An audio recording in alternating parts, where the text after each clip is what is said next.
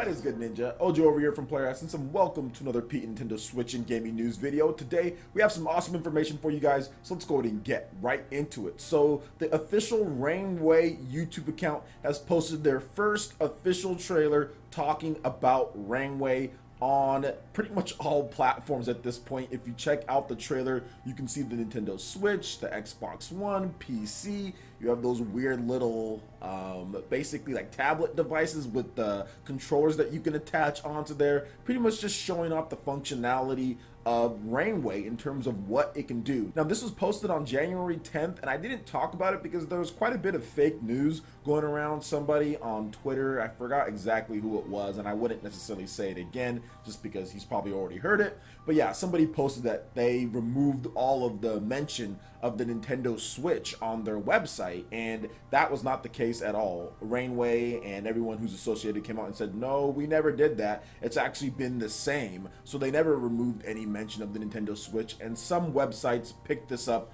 and ran with it, which circulated fake news, which circulated false information.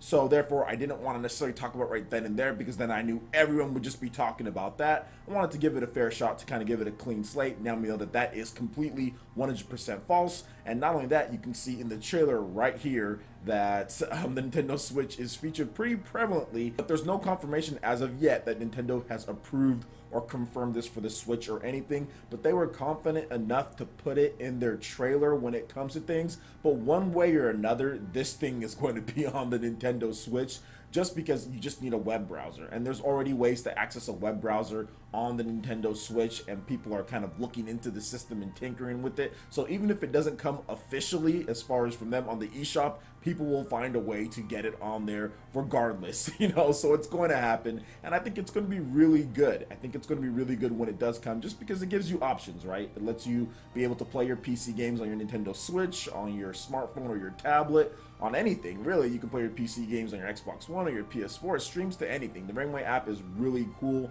and like I said, either way, it's going to end up on the Nintendo Switch one way or another, whether it's through officially or it's through people tinkering with the system. And if you really want it, you can definitely get it, because all it runs, or really all it needs, is a web browser for it to really get going. Looking forward to this. I just want to talk a little bit about what they showed off here in terms of on their YouTube page, and this is what they had to say on the matter. We're happy to share with you today our vision for the future of PC and mobile gaming. With Rainway, we hope to usher in true device agnostic gaming using our low latency streaming technology. Pair Rainway with your favorite console or smartphone for an unprecedented experience. Rainway launches its open beta on January 20th for the web platform, enabling instant access to video games right inside your web browser. And you can check out the registration. I'll have a link in the description below, in addition to some other information in terms of Rainway on various different platforms. And yeah, it's something that I'm definitely going to check out. And I know that Andrew Sampson reached out and asked me like, hey man, like I was looking forward to hearing your thoughts. And I've actually had a number of you guys kind of reach out to me and say I was looking forward to hearing your thoughts on it. But like I said, I wanted to let it clear just a little bit, just because like I said, that misinformation that was going around and people are just going to continue asking about that. But yeah, that's already been cleared up, guys. It looks like the Nintendo Switch is featured prevalently on here. So I'm guessing at some point it might officially be released on the Nintendo Switch. We still need to wait and see on that one. But even if it's not officially released, like I stated, I think it's going to end up on there some way, because all you need is a web browser, guys. And I think at some point Nintendo's going to release a web browser officially on the Nintendo Switch. So we'll just see how it works out, guys. Like I said, it's a little bit early in this case. They still have the open beta to go through. Still need to see how it works overall, but it's looking pretty cool based on what they're trying to develop here and what they've shown off in terms of the concept. It looks great. I think a lot of people are going to have fun with it when it finally does launch, and if it's good. So what do you guys think about Rainway right now when it comes to its potentials on Nintendo Switch, or heck, all the different devices that you see here in the trailer? Let me know your thoughts in the comment section below. All right, and moving to the next article here, SNK Heroines Tag Team Frenzy won't have anything removed or replaced with its Western launch. So SNK Heroines Tag Team Frenzy was revealed at the recent Nintendo Direct Mini, and the game was essentially changed or altered in terms of the costumes that we saw. So if you saw the Japanese Nintendo Direct Mini, they're wearing skimpier outfits, whereas if you watch the Western one, they were wearing different outfits. But you're going to be able to have access to all of that stuff in the game, guys. They're not removing it. They're not going to replace it with anything. All they did was change it for different sensibilities when it comes to what people are looking at. Obviously, we've had some issues here and there with people complaining about certain things and women portrayal and all that stuff. So they basically just said, hey, we're going to change the outfits for this, or maybe even Nintendo requested it. Either way, it doesn't really matter. And people were kind of coming to me and asking me things like, hey, what do you think about this? Oh no, they're censored. And I'm like, how about you just chill out and wait? Okay, there's no reason to get upset about some outfits right now. I doubt that they'd remove those completely, considering that's part of the game is customization. Like, that's part of the reason why you play, or the big thing that they're pushing and marketing, and they're not going to remove those. At least I didn't think that they would, based on who's developing this SNK NIS. I just didn't think that they would do that at all. And we recently got confirmation that NIS said that yes, nothing will be removed. So let's go ahead and get into their Twitter post as far as what NIS America Inc. had to say on the matter. The content released globally will contain the same costumes and content. Nothing will be removed or replaced in the Western release. As for controls, it is more accessible for all players and not just hardcore fighting gamers. Smiley face. You will use your entire controller. So that's just something that I talked about as well when it comes to SNK Heroines Tag Team Frenzy. People were kind of concerned about the one button combat that they talked about, but yeah, I think it's really going to be more on the line of like a Pokken tournament or like a Super Smash Brothers, not in how they play, but in terms of controller utilization. You're not going to have to memorize long Tekken, 4 or 5 type combo strings or virtual fighter type of deal. It's going to be a little bit more simplified, but at the same time, you're still going to need to know fighting game mechanics. You're still going to need to know how to poke and how to kind of footsies and spacing and all those things like that, right? Accurate placing and some combos as well when it comes to things. So I just don't feel that it's really going to be one of those super hardcore, have to memorize all sorts of things, but at the same time, it's going to have plenty of depth because it's made by SNK. They know what they're doing when it comes to fighting games. So SNK Heroines Tag Team Frenzy does launch this summer on the Nintendo Switch. It's another game that's coming to the system. There are a number of big third-party games that are coming to the system from Japanese developers pretty much from this point, January,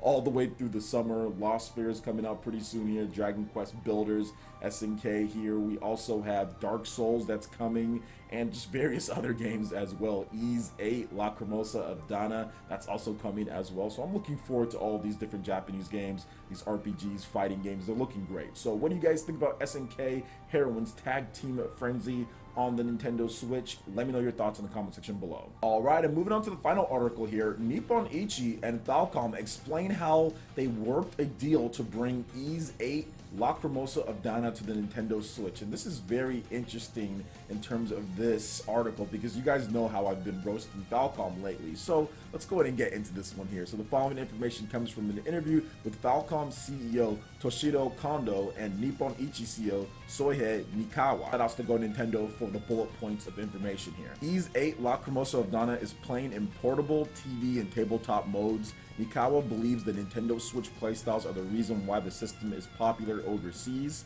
Nikawa has been hearing that Japanese players prefer portable mode, while Western players prefer TV mode. Nikawa talks about Kondo often when he wants to consult things. When Nikawa became president of NIS America, he would help Falcom in the latter overseas expansion.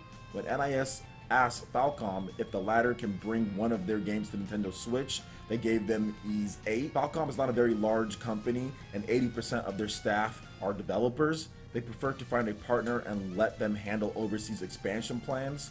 Kondo says newcomers to the series should be able to jump in to Ys VIII Lacrimosa of Dana without problem. It is an important fact to know that the protagonist, adult Christian in Ys, never changes. The story in Ys games always starts with a new encounter and ends with a farewell. So that's one thing that is an important fact to know. All the Ys games have the same dude, basically just washing up ashore on different places, and at the end of the game he's like, alright, deuces, and then he's off to something else, which is very, very interesting. You don't see a lot of games doing that. Usually with RPGs, you'll have a new cast of characters, where you might have a couple characters returning every now and then, but it's not like it's like the same dude every single time. Games have really stopped doing that. At least RPGs have really stopped doing that. You don't see that at all anymore. Heck, Pokemon games, every single game just basically says deuces or that region's gone, and it brings in new people, I guess, to keep things fresh.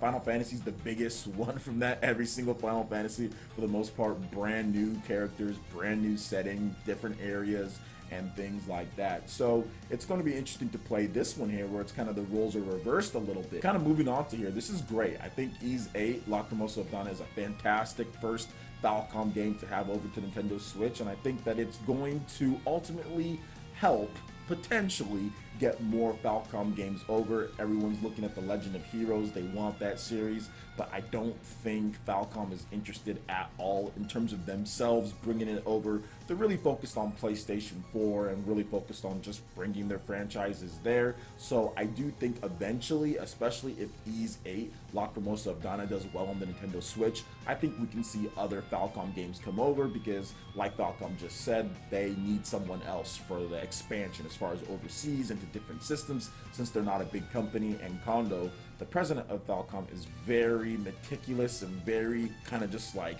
narrow-minded when it comes to just PlayStation. Based on his comments, as far as from what he said, it looks like he's just trying to focus on PlayStation and PlayStation only. Doesn't care about the portable fan base that left Legend of Heroes, that didn't buy the game because there was no portable version of it. So we'll see what happens in the future. But overall, I'm really excited for Ys VIII, Lacrimosa of Dana. I think it's a good first start, and the game should do well on the Nintendo Switch. Alright, Ninja, that wraps it up for this video here. Go ahead and check out the links in the description below. We've got Facebook, we've got Twitter. Go ahead and give us a like and a follow on our social media. It really helps us spread the content of Player Access across the interwebs in addition to YouTube.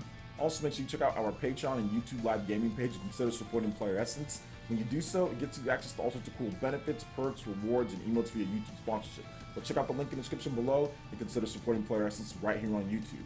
Hit that like button if you did like this video. Lets me know you guys want more content like this going forward in the future. And subscribe to Player Essence for the latest RPG, Japanese, and Nintendo gaming news. Thank you so much for watching, and we'll catch you, Ninja, for the next video. Peace.